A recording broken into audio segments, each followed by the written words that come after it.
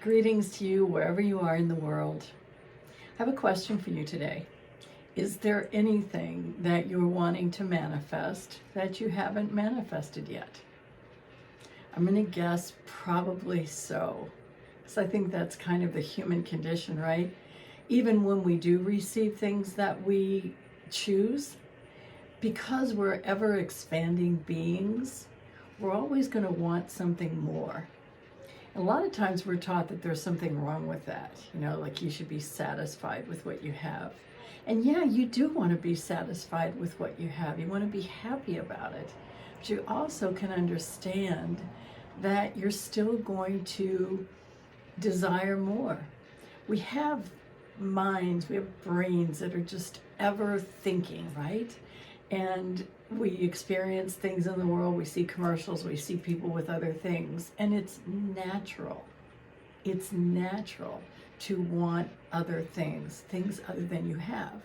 However, you also want to remember to stop and be really grateful for all that you do have. But I just wanted to clear that up. Yes, you're always going to want to manifest more. No matter what you have, there's always greater experiences.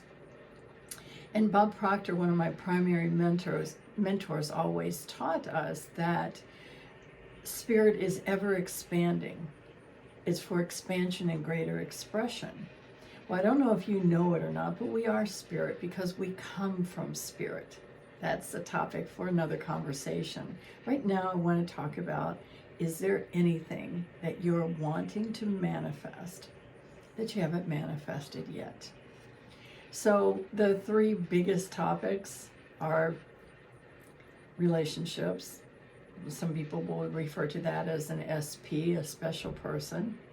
Health obviously is a big one, because if you're challenged with health issues, obviously you're going to want to move from that place, that understanding, that experience of your reality, into being as healthy as you possibly can be, and you can be healthy.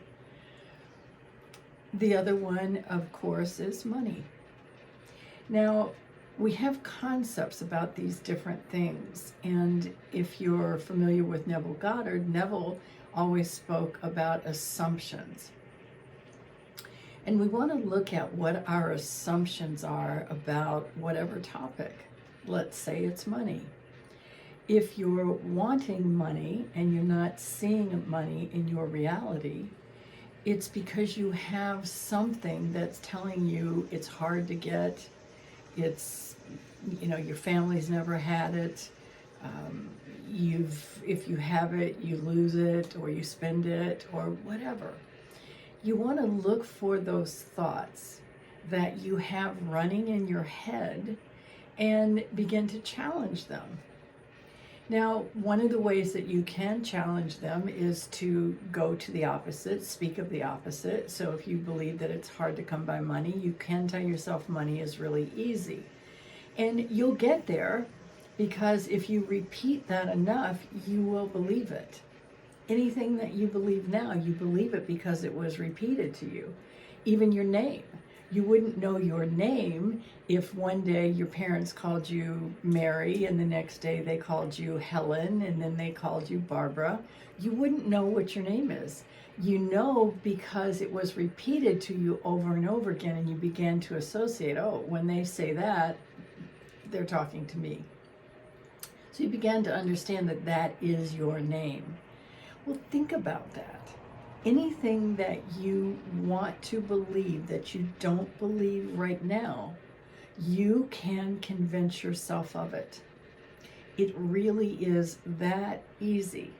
And another one of my mentors, Paul Martinelli, used to say, it's the easiest, hardest thing you ever do. And what he was talking about is reprogram your mind, or manifest something that you're not manifesting right now.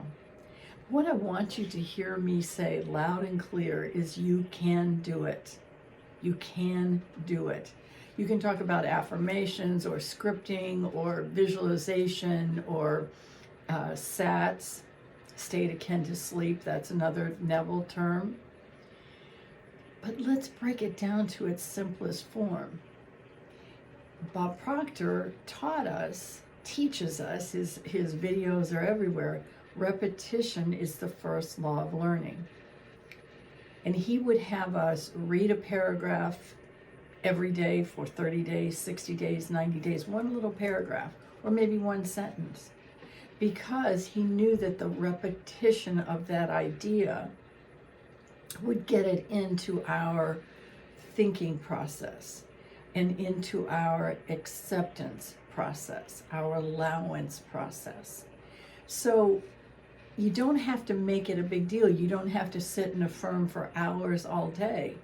But what you do want to do is begin to really listen in to what is the inner dialogue going on. Because so often we will speak positively when we're talking to our friends or our families or our clients, and we speak very positively what we're speaking out, and that's important.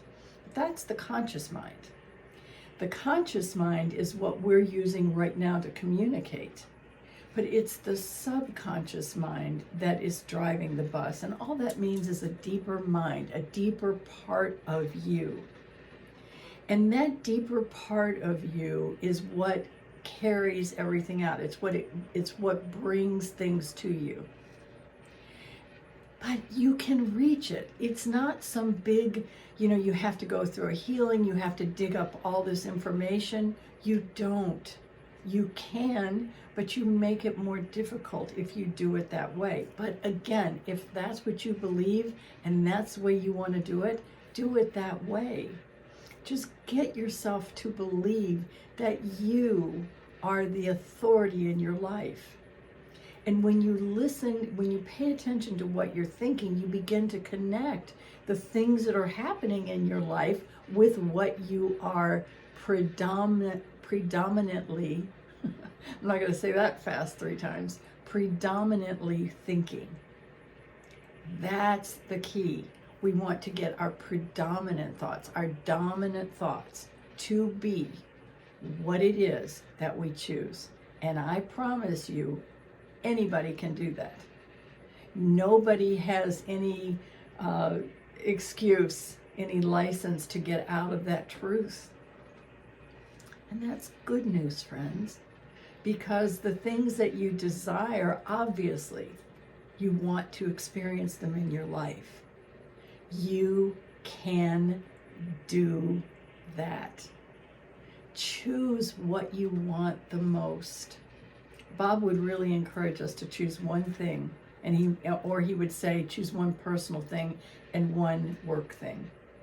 Do it however you want, but don't do a bunch at one time unless you're doing a bunch at one time and you're seeing the manifestation. But if you're not seeing it come to you, then back away and choose 1 or 2 things at the most. And get your attention on it, and then pay attention. Is your inner dialogue matching that? So you're saying it out loud, you're thinking it. That's why affirmations that you think work so well, because it's interrupting, because now you're choosing what you're thinking, so it's interrupting what generally plays on repeat, on loop, that you're not noticing. But I promise you, whatever experience you're having, that's what you are predominantly thinking. I had a friend contact me over the weekend, and some pretty intense things were going on. And one of the things that person said was, why can't we catch a break? Well, because they're so focused on it. I'm not criticizing or judging at all. Been there. We probably all have been there.